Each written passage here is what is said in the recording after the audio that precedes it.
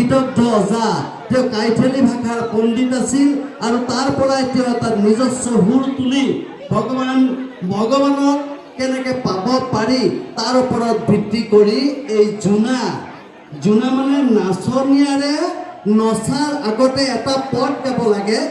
মূল আভিধানিক অৰ্থটোৱে হৈছে জোনাৰ তাত্ত্বিক এইটো যে নাচনীয়াৰে নচাৰ আগতে এটা পদ দিব লাগে, এখেতসকলেও দিব অকণমান আগতে, এইটোৱেই জোনা।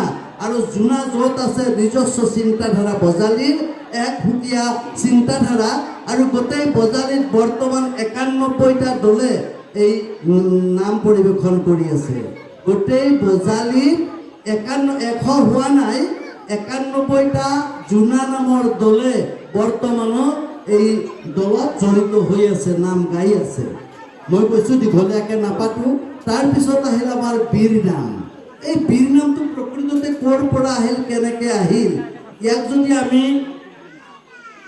উত্থাপন কৰিবলৈ যাওঁ